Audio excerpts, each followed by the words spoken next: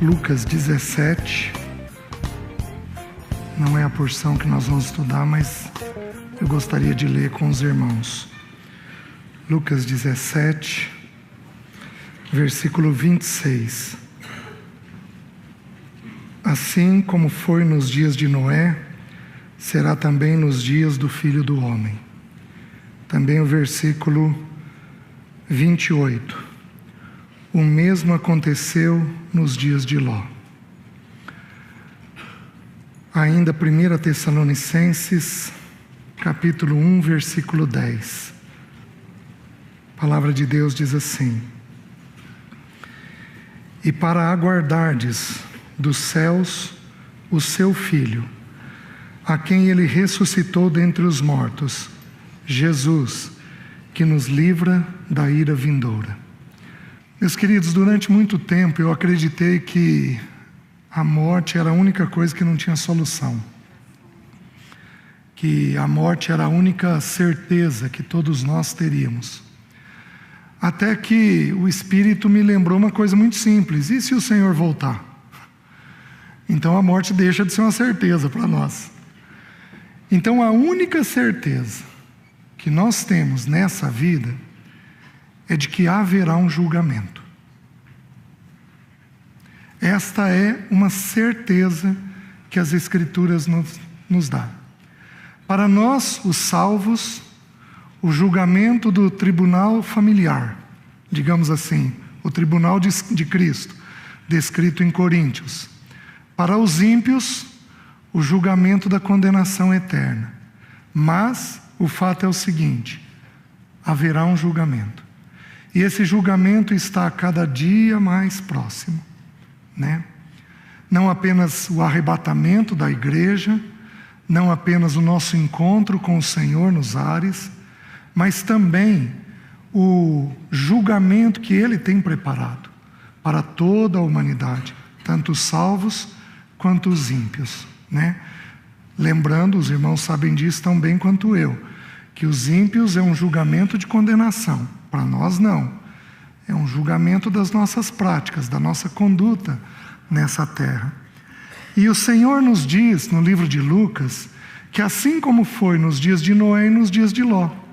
Então nós precisamos entender que o Senhor, Ele separou dois momentos para explicar para nós como é que vai ser esses últimos dias, os últimos tempos.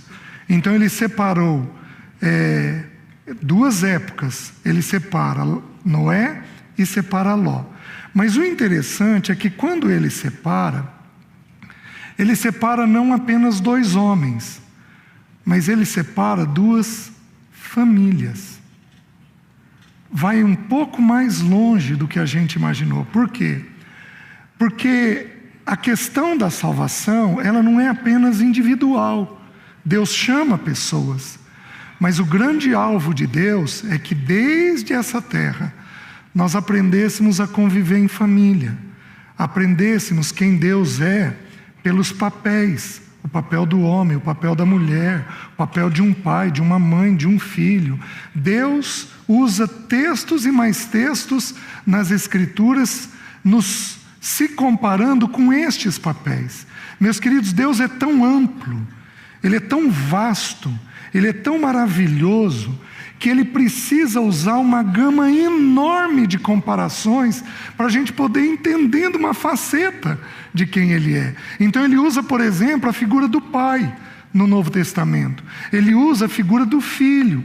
Ele usa a figura do casamento, do papel do homem, do papel da mulher. Ele vai usando figuras para poder ampliar a nossa compreensão de quem Ele é, da maneira pela qual Ele age, da maneira pela qual Ele faz as coisas. Deus é tão específico que tem textos onde Ele se compara ao papel de uma mulher, para mostrar como Ele é vasto. Ele diz assim: pode porventura uma mãe esquecer-se de seu filho que acabou de nascer? Eu, porém, nunca me esquecerei de vós. Ele usa uma figura simples. Nós pais, em geral, esquecemos dos filhos, mas a mãe esquece. Gente, ela não faz nada sem ter o filho na cabeça. Ela não faz nada. Se um filho passar mal, aqui dentro ela sabe que alguma coisa está acontecendo. Porque é do instinto da mulher. E Deus toma esse instinto para mostrar como que é um instinto dele. Eu não me esqueço de vós. Então, Deus tomou aqui duas famílias, em duas eras. E o meu encargo é mostrar essas duas famílias, mais do que as eras, mais do que as épocas para vocês. Então, nós vamos dar uma olhadinha. A primeira família que nós vamos ver vai ser a família de Noé. E depois nós vamos ver a família de Ló. Nós temos nas Escrituras 3 julgamentos bem pontuais que Deus fez. Obviamente que Ele fez muito mais do que esses 3. Mas esses 3 a gente vê com muita clareza. Noé, ele julgou toda a terra, toda a humanidade. Ló, ele julgou uma região. Ele julgou Sodoma e Gomorra. E no Egito, o texto diz em Êxodo que ele julgou os deuses do Egito. Então ele julgou um país e a sua idolatria. E ali também nós teríamos lições para aprender do julgamento que Deus trouxe, da batalha espiritual que houve ali no Egito. Porém, o Senhor lançou mão desses 2 exemplos. É os 2 exemplos que nós vamos nos concentrar. Abram, por favor, em Gênesis capítulo 6, começando com o versículo 28. O texto bíblico diz assim: Lameque viveu, 5:28. 5:28. O texto diz assim: Lameque viveu 182 anos e gerou um filho. Pôs-lhe o nome de Noé, dizendo: Este nos consolará dos nossos trabalhos e das fadigas de nossas mãos, nesta terra que o Senhor amaldiçoou.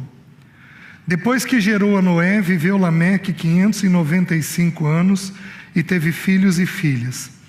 Todos os dias de Lameque foram 777 anos e morreu. Era Noé da idade de 500 anos e gerou a Sem, Cão e Jafé. Como se fora multiplicando os homens na terra e lhe nasceram filhas, vendo os filhos de Deus que as filhas dos homens eram formosas, tomaram para si mulheres, as que dentre todas mais lhe agradaram. Então disse o Senhor: O meu espírito não agirá para sempre no homem, pois este é carnal, e os seus dias serão 120 anos. Ora, naquele tempo havia gigantes na terra, e também depois, quando os filhos de Deus possuíram as filhas dos homens, as quais lhe deram filhos. Estes foram valentes, varões de renome na antiguidade. Viu o Senhor que a maldade do homem se havia multiplicado na terra, e que era continuamente mau todo o desígnio do seu coração. Então se arrependeu o Senhor de haver feito o homem na terra, e isto lhe pesou no coração. Disse o Senhor: Farei desaparecer da terra o homem que criei, o homem e o animal, os répteis e as aves dos céus, porque me arrependo de os haver feito. Porém Noé achou graça diante do Senhor. Eis a história de Noé.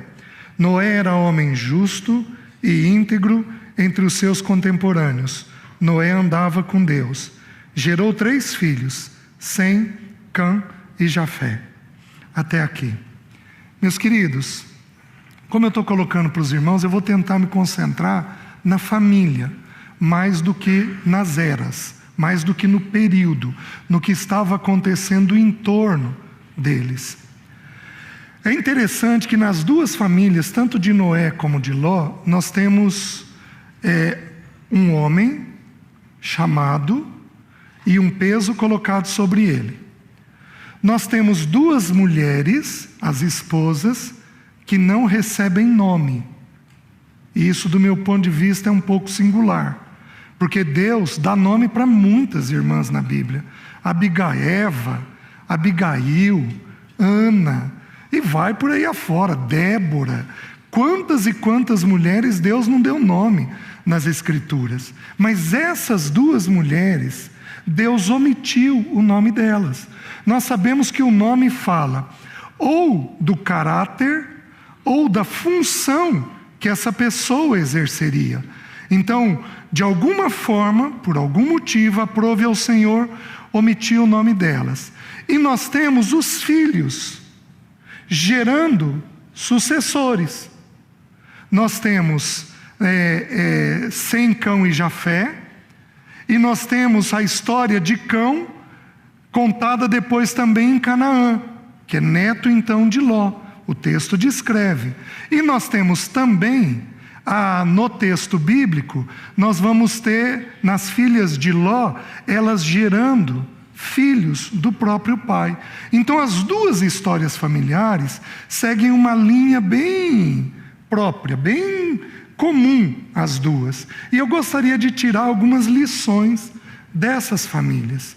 Em Noé, nós temos algumas curiosidades, porque o texto bíblico começa dizendo assim, versículo 29, pôs-lhe o nome de Noé, porque ele disse: este nos consolará dos nossos trabalhos e das fadigas de nossas mãos. Primeira coisa que nós tiramos aqui: um homem precisa, em tempos de juízo, precisa viver a vida de Noé. Noé significa repouso. Noé significa repouso, onde as fadigas e os trabalhos são aliviados. Pensem comigo, meus queridos. O tempo dos fins é um tempo em que haverá guerras e rumores de guerras. Nós desconhecemos, nós aqui no Brasil, desconhecemos a natureza da guerra. Nós vivemos aí, um pouco antes de 64, uma turbulência na nossa sociedade, que depois o exército veio e colocou ordem lá, uma ordem aí aparente, colocou uma ordem. O máximo que nós vivemos perto da guerra foi isso daí. Mas nós desconhecemos o que é a natureza da guerra. Pensem comigo. Quantos juízes não deixaram a Síria e estão morando em acampamentos? Quantos médicos não deixaram a Síria e estão morando em acampamentos? Quantos empresários perderam tudo o que tinha e estão morando em acampamentos, dependendo de alimentação doado por outros?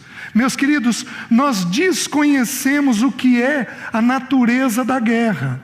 Nós, porque vivemos o período do fim, nós, pela televisão, temos uma noção. Nós temos cenas chocantes que a gente vê, o nosso coração fica apreensivo por essas coisas, mas nós ainda não vivemos o que é um período de guerra. Particularmente, eu acho que o nosso continente viveu um risco. Vocês sabiam que um pouco antes do Hugo Chávez morrer, a Marinha Russa veio fazer exercícios militares ali? No mar da Venezuela? O programa que eles tinham de estabelecer toda uma liderança específica aqui na América Latina era muito claro. E o Senhor impediu isso, para continuar prosperando o Evangelho de acordo com o propósito do Senhor. Então, o que acontece no tempo dos fins? No tempo dos fins, existem muitas guerras, muitas disputas. Se a gente pudesse estudar os pecados dos tempos dos fins, a gente ia ver que as pessoas seriam, o texto descreve, desobedientes aos pais, atrevidos. Hoje é o que nós temos. Você não tem mais o respeito de quase ninguém. Hoje uma criança zomba de um adulto. Então nós vivemos uma tensão contínua entre nós. Então nós vivemos esse espírito de enfrentamento que é um espírito maligno. Não é próprio de Deus, é próprio de Satanás, porque ele enfrentou a autoridade de Deus. E à medida que nós enfrentamos esse período, nós vamos entrando nesse período, o nosso coração vai ficando esgotado. Nós temos filhos hoje que desrespeitam os pais de um jeito inimaginável, mas inimaginável há 15 anos atrás. Na minha geração, que eu era criança, se um filho tivesse um nível de desrespeito por pai ou por mãe, ele apanhava. E ele aprendia a ser adequado, porque ele era disciplinado. Hoje em dia você não pode fazer absolutamente nada. Então o enfrentamento, que é o início da guerra, é uma característica desses tempos. Porém, a família de Noé tinha repouso. O lar da gente tem que ser um lugar de paz. Homem, presta atenção, abandona a ira, deixa o furor. Isto certamente não acabará bem, diz o salmista. Nós precisamos abandonar a guerra das nossas casas. Nós precisamos arrancar a guerra pela raiz, porque no tempo dos fins, a maneira de sobreviver é pela paz. Então, as nossas casas deveriam ser casas de paz. E quem precisa promover este ambiente, em primeiro lugar, é quem? Nós, os homens. Porque Noé significa repouso. Os irmãos estão entendendo? Nós podemos ter, imagina Noé. Imagina o enfrentamento que ele e a família tiveram. Ele dizendo que ia chover, nunca havia chovido. Ele era um louco na sua geração, considerado um louco na sua geração. Imagina a zombaria que os seus filhos não tiveram. Filhos, prestem atenção, especialmente aqueles filhos de líderes que se posicionam de um jeito adequado. Vocês serão desprezados, em parte, por causa do posicionamento dos seus pais. Porque você quer machucar um pai, você fere o filho. Você quer machucar um pai, você fere um filho. Sabe qual é o jeito mais eficiente de Satanás atacar uma liderança? Ele ferir os filhos dessa liderança. Porque isso consome o coração, isso machuca o coração de qualquer pai. Imagina então de um líder. Então nós precisamos compreender, entender que se o nosso ambiente exterior é um ambiente de guerra, nós precisamos ter dentro da nossa casa um ambiente de paz. Nós precisamos fazer com que a nossa casa seja uma arca. Os irmãos estão entendendo? Para que nós habitemos neste lugar. E este lugar, então, nos garanta vigor, fortalecimento, força para enfrentarmos o mundo exterior. E o homem precisa fazer isso.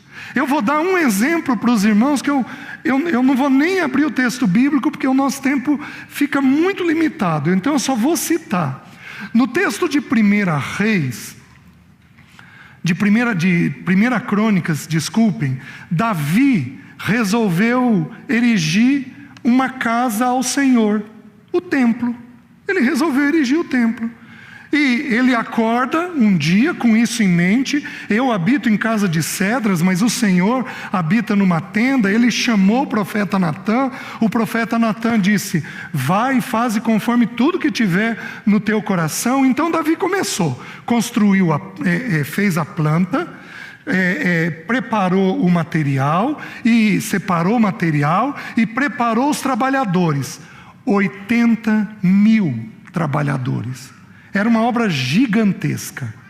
Quando ele foi iniciar o Senhor diz para ele, manda o profeta Natã dizer: você não vai me edificar casa, porque você é homem de guerra, há muito sangue na sua mão. Eu levantarei um filho depois de você, e este filho me edificará a casa. O seu nome será Salomão. Sabe o que significa o nome Salomão? Pacífico. Quem que edifica a casa? A pessoa pacífica. Homem, você precisa aprender a ser pacífico. Você tem que deixar de ser queixoso. Você precisa aprender a ser grato. Você precisa fazer da sua casa um ambiente de repouso. Um ambiente onde as fadigas externas são aliviadas dentro daquele ambiente. Os irmãos estão entendendo? No período dos fins, nós necessitamos de homens pacíficos, de homens que vão gerar um ambiente tranquilo dentro de casa, para que o Senhor possa edificar essa casa. Os irmãos estão entendendo? Meus queridos, a guerra é uma verdade, que o povo de Deus vive uma guerra. É uma verdade. É uma verdade que nós somos soldados. É uma verdade. É uma verdade que a nossa luta não é contra sangue nem contra carne, mas contra principados e potestades. É uma verdade que nós, com uma mão, temos a pá e com a outra mão temos a lança. É uma verdade. Mas, queridos, nós guerreamos contra os inimigos, não contra os da casa. Nós guerreamos contra os inimigos. Satanás é um inimigo. Aqueles que se levantam contra o Evangelho são inimigos, mas não os da casa. Nós não podemos ter o parceiro por inimigo. Nós não podemos ter o filho por inimigo. Nós não podemos ter os nossos por inimigo. Vocês sabem o que significa a palavra inimigo no grego? Odioso. Nós não podemos ter os nossos com raiva, com ódio. Nós não podemos ter, porque esse não é o Espírito do Senhor. O nosso Senhor Jesus, Ele é o príncipe da paz. O nosso Senhor Jesus, diz o texto de Efésios, que Ele é a nossa paz, e que de ambos Ele derruba a parede da inimizade, e que de ambos Ele faz um. Temos condições de sermos um com o parceiro, temos condições de sermos um com os nossos filhos. Temos condições, porque dentro de nós habita este príncipe da paz. Mas para isso, meus queridos, temos que tomar uma decisão. Temos que temos que fazer uma escolha. A escolha de que chega de guerra dentro de casa. Chega de guerra dentro de casa. Os irmãos estão entendendo? Porque esse espírito, ele não coopera com a edificação da casa. A minha vontade é de parar tudo e fazer um apelo aos homens. Você é briguento? Você é crítico? Você é grato? Sua esposa cozinha para você todo dia, você agradece? Você é leve? Você é uma pessoa leve? Você é homem? Ou você é uma pessoa pesada? É óbvio que todos nós teremos dias ou semanas no ano que serão mais difíceis. É óbvio que isso ocorrerá, mas tem que ser algo esporádico. Você é uma pessoa mais leve.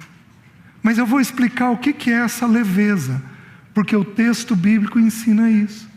A gente continua com Noé, e aí no 6, versículo 8, diz assim, no versículo 7, disse o Senhor: farei desaparecer da face da terra o homem que criei, o homem e o animal, os répteis e as aves dos céus, porque me arrependo de os haver feito. Porém, Noé achou graça diante do Senhor. O que Noé achou? Noé achou graça. O que significa graça? A palavra graça nos foi ensinada que ela significa favor. Um favor imerecido. Então você não merece, mas você recebe um favor da parte de alguém. Deixa eu dizer uma coisa, eu quero ampliar com você o conceito de graça. Eu uso esse exemplo, eu ouvi ele uma vez e eu acho que ele é bem adequado. Então a graça é um favor imerecido. Então o Antoniel não fez nada por mim, mas eu vou lá e faço algo por ele. Isso é o que nos foi ensinado sobre graça. Mas eu vou te dar um exemplo do que é graça. Você estaciona um carro, põe lá o cartãozinho da prefeitura e vem um flanelinha. Oh, você não quer que eu cuide aí para você? E você diz, você já pôs o cartãozinho, você não precisa fazer aquilo. Você diz, não, você pode cuidar que eu vou te dar uma moedinha. E você vê que você anda um pouquinho e ele volta uma quadra e fica longe do seu carro. Ou seja, ele não cuidou do seu carro. O que seria graça no que nós fomos ensinados? Quando você volta, você pega e dá uma moedinha para ele. Ele não teve mérito nenhum, porque ele não cuidou. Mas você deu para ele algo. Mas o que é graça, do ponto de vista de Deus? O flanelinha, a hora que você sai, ele risca o teu carro. Ele cometeu um demérito contra você. Você volta, vê o que ele fez, e ainda assim vai lá e dá a moedinha para ele. Vocês estão entendendo? Deus não fez favores para nós sem a gente ter feito nada para ele. A gente fez coisas contra ele. E ainda assim, ele vem e faz um favor a nós. Então o que houve? Noé, ele encontrou da parte de Deus para com ele graça. E Noé então se torna um homem, por ele ter andado com Deus, ele se torna um homem cheio desta graça. Meus queridos, é uma coisa impressionante o texto bíblico. A primeira menção da palavra graça na Bíblia é para um homem, é em Noé. Sabe qual é a primeira menção no Novo Testamento da palavra graça? É para uma mulher. No Velho Testamento é para um homem. No Novo Testamento é para uma mulher. Maria, o anjo vem para Maria e diz assim: Maria, não temas, porque você achou graça. Então a graça precisa ser distribuída ao coração de todos nós, de um homem, de uma mulher. Quando você abre em 1 João, diz que o Filho de Deus desceu a nós cheio de... É uma lição que os filhos precisam aprender. O que é graça no texto bíblico? Graça significa, no Velho Testamento, favor. Mas olha outra descrição: charme, elegância.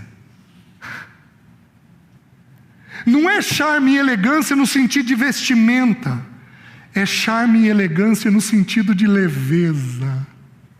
Tem pessoas que elas são elegantes dentro delas. Elas têm mansidão no falar. Elas sabem calar na hora certa. Elas sabem falar na hora certa. Elas têm uma elegância, uma graça interna diferenciada. Isto é graça. Porém, a palavra que mais faz sentido, inclusive para o tempo dos fins, sabe o que é? Aceitação. Sabe de onde derivam todos os nós emocionais nossos? Porque nós não nos sentimos aceitos. Sabe o que leva um filho nosso a não se abrir conosco e se abrir com um estranho?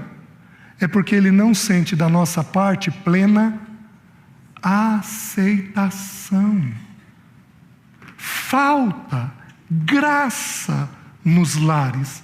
A maneira pela qual o repouso é constituído é pela graça da parte de Deus.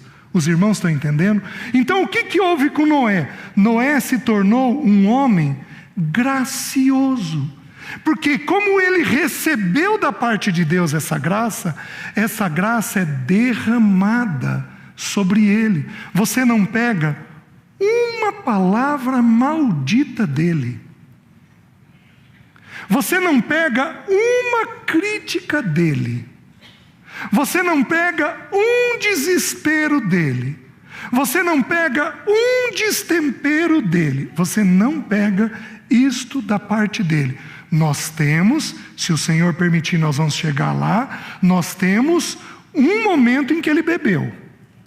A Bíblia nos conta isso, nós vamos estudar esse momento daqui a pouco. Mas em todo este processo do chamamento de Deus e do juízo de Deus, você não pega da boca dele uma coisa indevida. E meus queridos, por qual parte do corpo a graça é transmitida em maior medida? É pelas mãos? Talvez. É pelos pés, quando a gente vai em direção ao que tem necessidade? Talvez, com certeza vai ter. Mas sabe onde a Bíblia põe destaque? A Bíblia põe destaque na boca. O Salmo 45, segura em Gênesis e só vai até o Salmo 45 que nós já vamos voltar. O Salmo 45 é um salmo do casamento.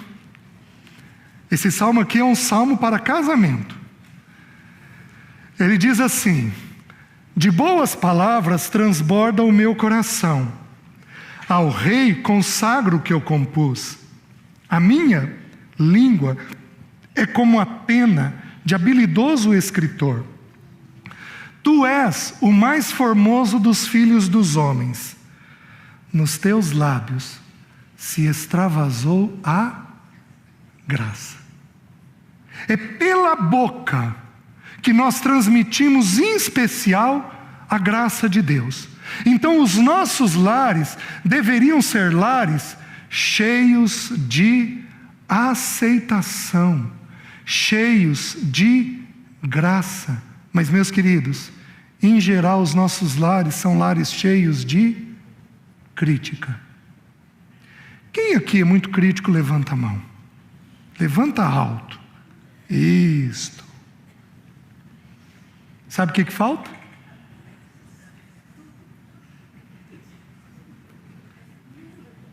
É um lar que tem repouso? Não. Porque na crítica você repousa? Não. Meus irmãos, tem momentos em que nós temos que chamar e criticar? Tem. Mas nós vamos fazer isso no momento certo. Nós não vamos fazer isso o tempo todo. Nós vamos repreender, nós vamos exortar, nós vamos edificar, nós vamos fazer tudo isso, mas nós vamos fazer no tempo certo e da maneira certa. Falta-nos graça da parte de Deus. E queridos, se não tivermos, os nossos filhos não aguentam o ambiente familiar. Você pega um mundo como esse, globalizado. Você pega um mundo como esse, que com R$1.500 você vai até os Estados Unidos e volta. Você pega um mundo como esse, onde você faz coisas e mais coisas com um pouco de dinheiro, onde parece que o quintal da gente virou o mundo. Você pega um mundo como esse, onde você acessa 5 jovens de outros países e joga online com eles e se relaciona com eles. Empresta uma arma, recebe um bônus, e você conversa, elogia, agradece, você faz isso. Meus queridos, você pega isso, se o nosso lar não tiver graça, nossos filhos se enfiam dentro do quarto. Mas eles vão fazer isso, porque eles vão buscar um ambiente onde eles tenham plena aceitação. A aceitação é uma necessidade do ser humano. Quando Jesus veio e ele inicia o ministério dele. O irmão Cláudio citou ontem as 2 vezes em que o Senhor recebe a voz do Pai. A primeira e a segunda: este é meu.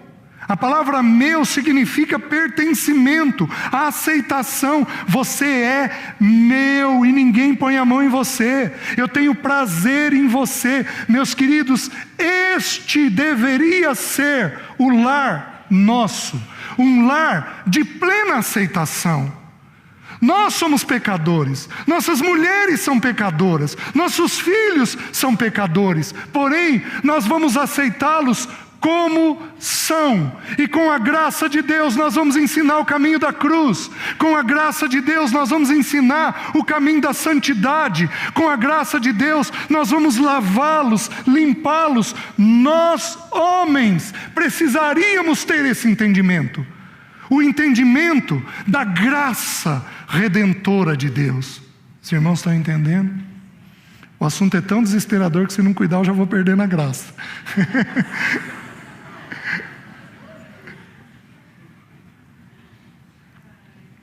Meus queridos, os nossos precisam de aceitação.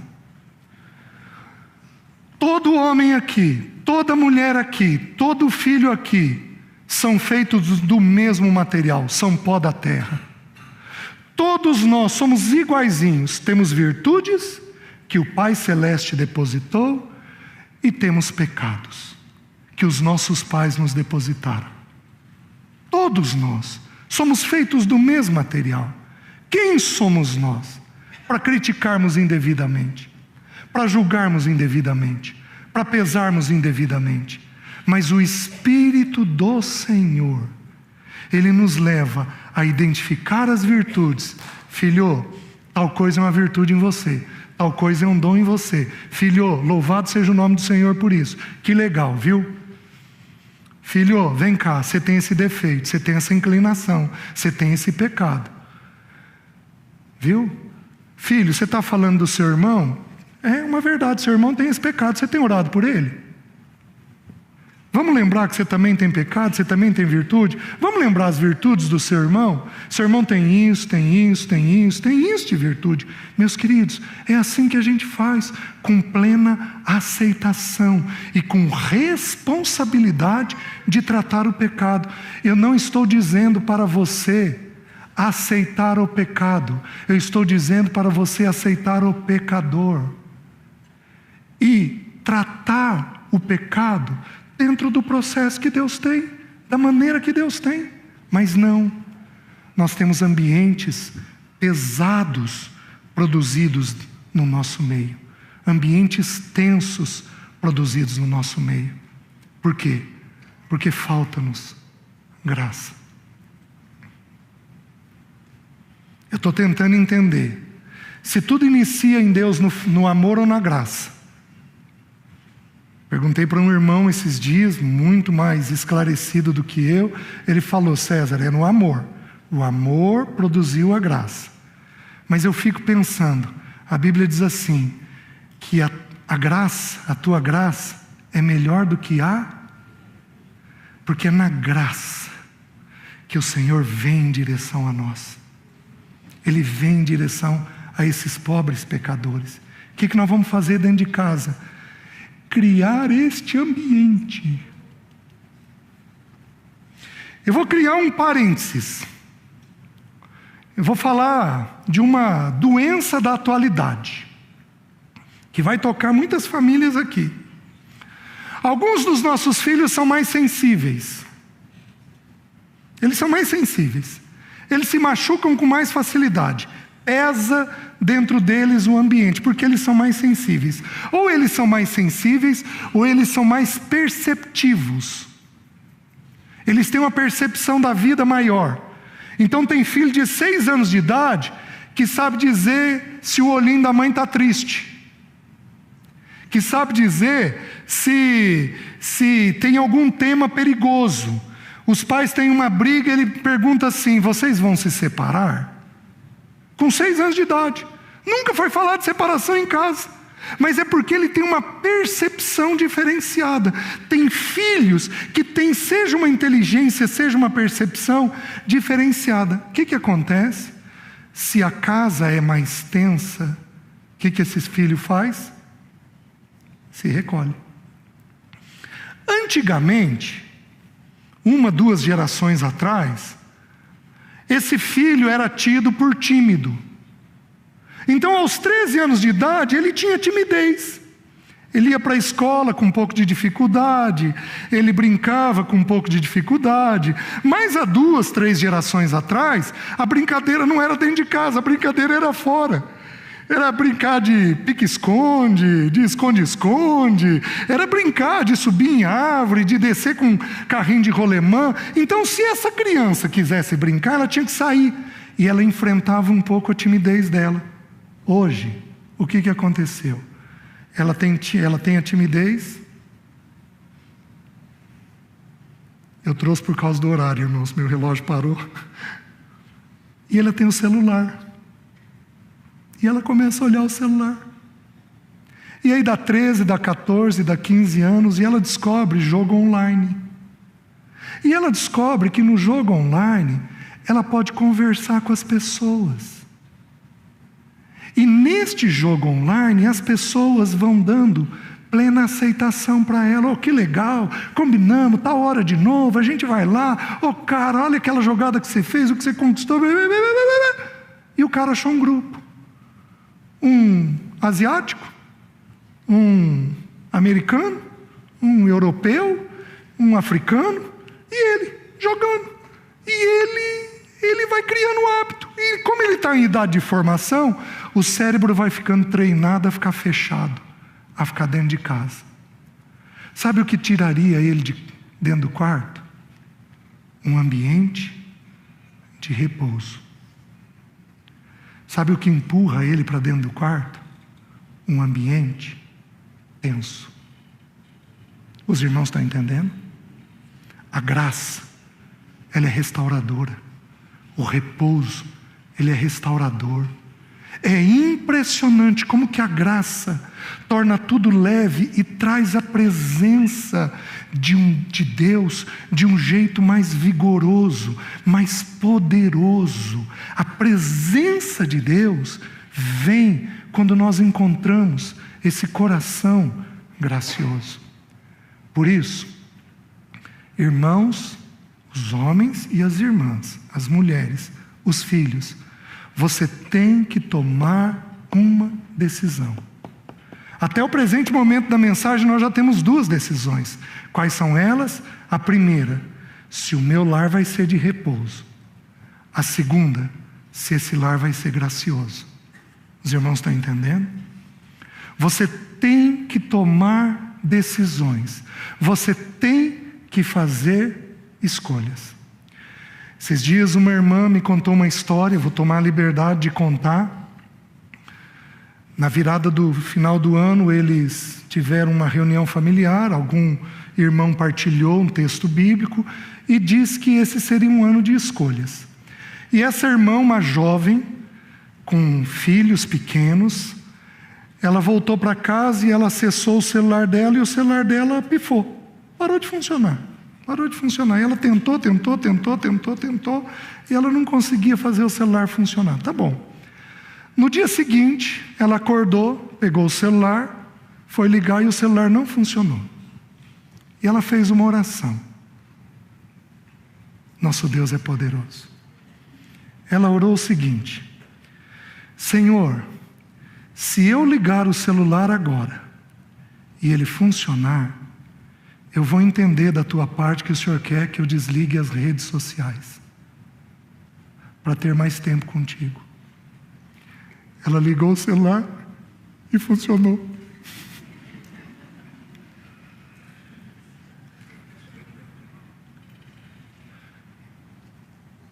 A palavra que estava na mente dela era a escolha. Qual é a escolha que você vai fazer? A primeira escolha, nosso lar tem que ser um lugar de repouso, porque é a maneira que temos de sobreviver aos tempos dos fins. Meus irmãos, se o nosso lar for de guerra, é igualzinho o tempo dos fins externos. Tem que ter um diferencial. Então outra vez vereis a diferença entre o que ama a Deus e o que não ama, entre o que serve ao Senhor e o que não serve. Tem que ter um diferencial. Na chuva de pedras, lá nas pragas do Egito, na terra de Gósen, não choveu daquela forma. Tem que ter um diferencial. O primeiro diferencial das nossas casas para o tempo dos fins é que a nossa casa tem que ser um ambiente de paz, um ambiente leve, um ambiente seguro. Os irmãos estão entendendo? Para isso, nós homens tomamos uma decisão. Qual decisão? A decisão de aprendermos o que é graça da parte de Deus. O que é plena aceitação da parte de Deus. Eu não vou abrir mais nenhum versículo, tem um monte de versículos sobre graça. Eu vou deixar tudo isso. Vamos andar, porque Noé tem mais uma coisa. O que Noé tem? Ele encontrou repouso, a terra encontrou repouso, Noé achou graça. E a terceira, versículo 9. Eis a história de Noé. Noé era homem justo e íntegro entre os seus contemporâneos. Noé andava com Deus. Pois é. Chegamos aqui na terceira mensagem do ponto que nós começamos. Qual é o único jeito de andar com Deus? Como que o Novo Testamento nos ensina? Andai no...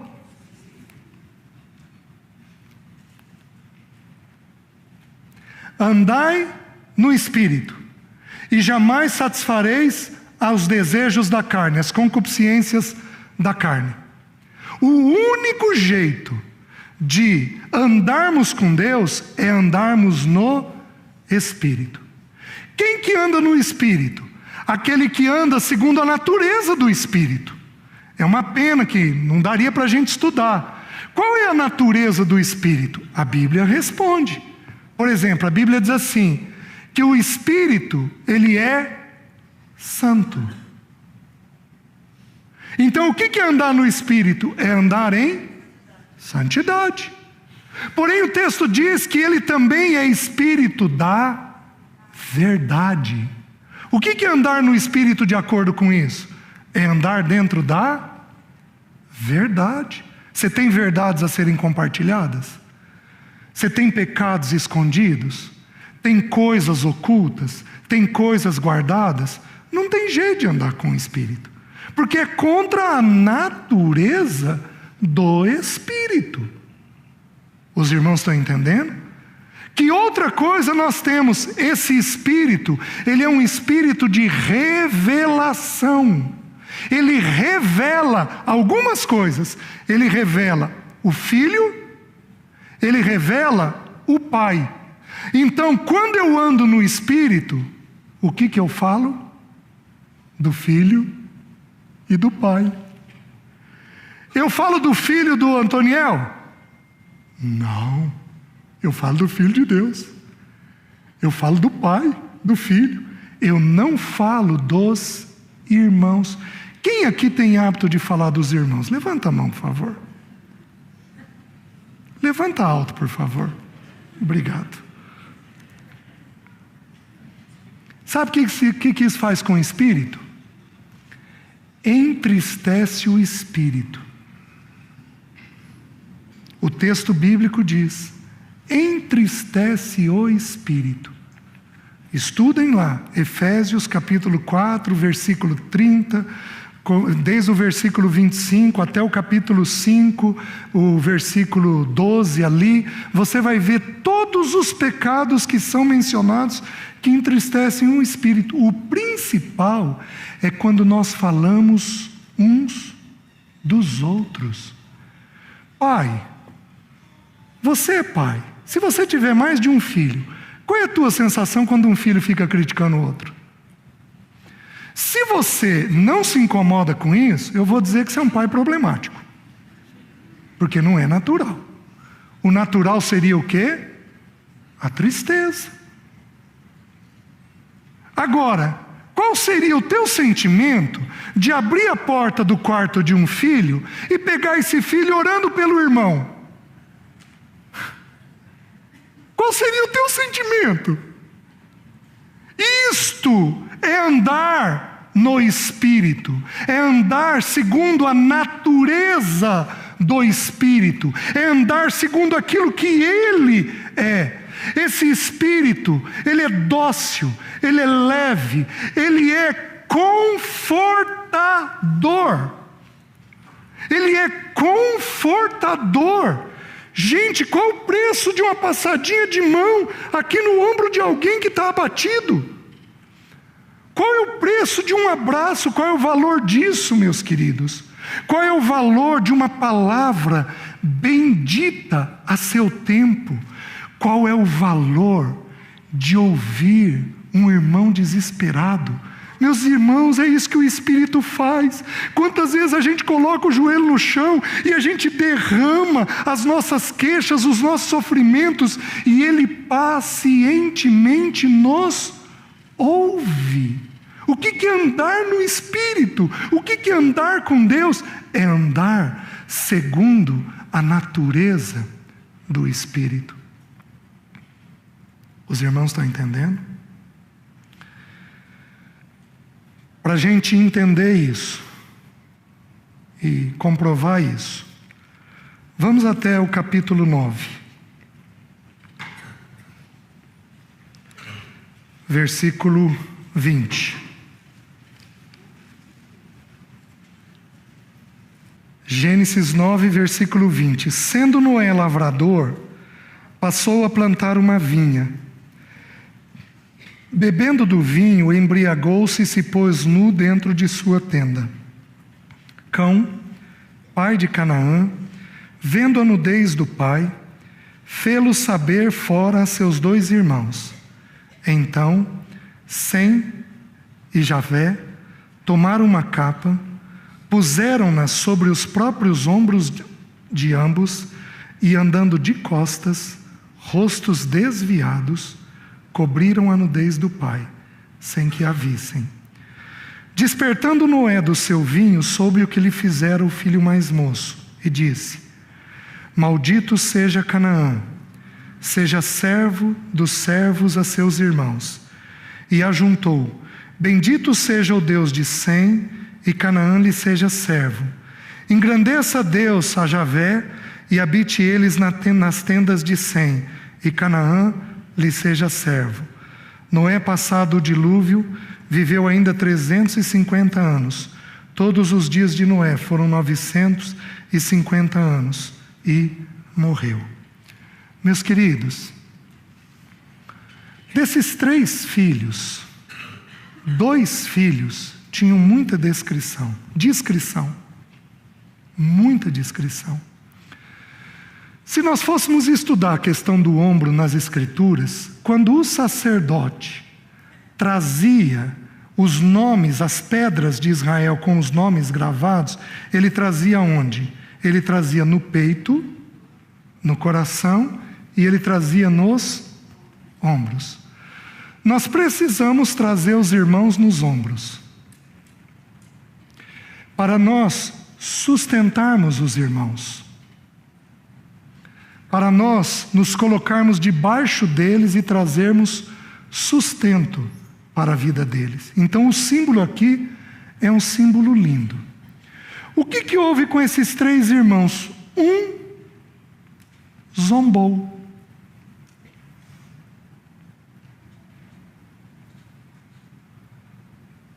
Língua. Os outros 2, quietinhos, cobriram a nudez do pai. Sabe o que o texto bíblico diz? Que aquele que encobre o pecado adquire amor. Eles estavam amando o pai. Então aqui deixa eu falar uma coisa. Deixa eu falar um pouquinho sobre a mãe desses meninos. Para esses filhos serem discretos, essa mãe era de que jeito? discreta. Prestem atenção. Aqui está o filho. Quem é o primeiro elemento na casa que protege o filho? A mãe. Quem é o segundo elemento na casa que protege o filho? O pai. A Bíblia diz assim, que a criança estulta, ignorante, vem envergonhar a sua... Por quê? Porque a mãe está mais perto. O primeiro elemento de proteção dos filhos, até uma certa idade, é a mãe. Uma mãe que fala dos outros, o filho vai fazer o quê? Aprender a falar dos outros. Para esta mãe ter 2 filhos discretos, é porque muito possivelmente esta mãe tinha discrição diante do Senhor. Ela de alguma forma absorveu o repouso e a graça que foi colocado sobre o marido, tornando ela própria graciosa e uma mulher de repouso para os seus filhos. Vocês estão entendendo? Uma mãe que, quando os filhos eram feridos, não desesperava. Uma mãe que não ficava falando mal dos outros, criticando os outros. Uma mãe serena e quieta. Ela muito possivelmente era desta maneira. E onde isso apareceu? Na vida dos 2 filhos dela. Que coisa impressionante, de Sem e de Chavé. Que coisa impressionante. Porém, a Bíblia nos ensina que a gente pode ser bom e ter filhos maus.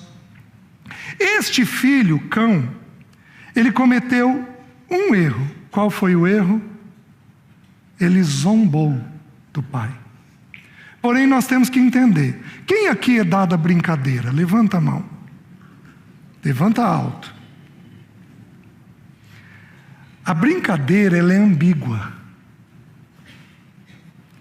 A brincadeira, ela é perigosa. A gente pode falar uma coisa e a pessoa entender outra. A brincadeira, ela é muito delicada. E eu acho que aqui o quadro dele era mais do que uma brincadeira. Aqui o quadro dele era um quadro de zombaria. E aí eu queria deixar um texto com os irmãos. Abram em Provérbios 21, 24.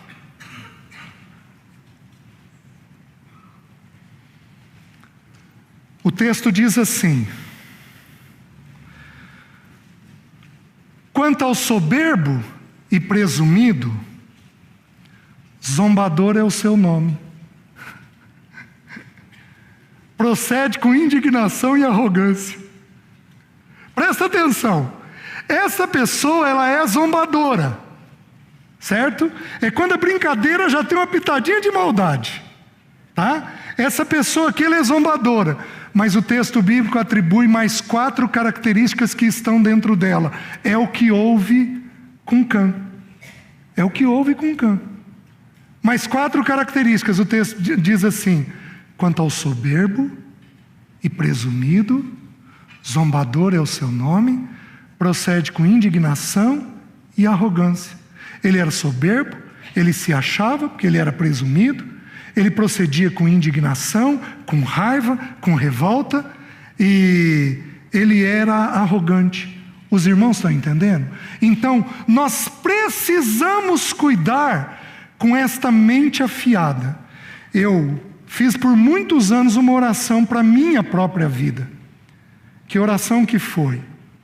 Eu falei: Deus, me ajuda a morder a língua. Mas eu também precisei orar: Deus, me ajuda a morder o cérebro. Me ajuda a nem pensar. Senhor, me ajuda a nem pensar. A nem pensar. Se eu, porventura, ficar muito cansado, começa a vir pensamentos irônicos na minha cabeça. E a Bíblia está dizendo que isso é soberbo, que isso é arrogância, que isso é indignação, isso é pecado, e é pecado grave. É o que houve com Cã. Os irmãos estão entendendo? A gente trata aí os problemas de um jeito muito errado. E aí um segundo versículo, para os brincalhões aí decorarem. Provérbios capítulo 26, versículo 18 e 19. O texto bíblico diz assim: olha se não é contrário ao repouso, como o louco. Então essa pessoa é insensata, é nécia. Lembra do primeiro estudo? Lembra das nécias e das prudentes? Como o louco que lança fogo, flecha e morte. Então ele está lançando fogo, flecha e morte. Ele está fazendo um convite à guerra. É o homem que diz: fiz isso por brincadeira. O que aconteceu com Cã? Ele era nécio. E ele tomou o pecado do pai e descobriu o pecado do pai. Meus irmãos, pecado é para ser descoberto apenas com a finalidade de tratá-lo. Tratou, é para ser coberto e não é para tratar mais. Porque o Senhor já o perdoou, já colocou o manto da justiça sobre ele. Nós só descobrimos pecado com a finalidade de tratá-lo.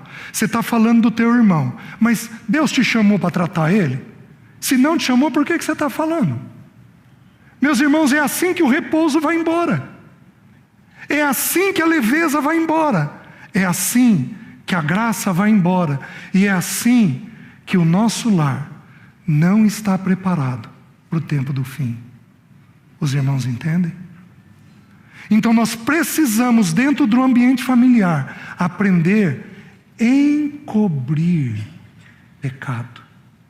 E nós vamos tratar apenas no momento em que ele precisa ser tratado.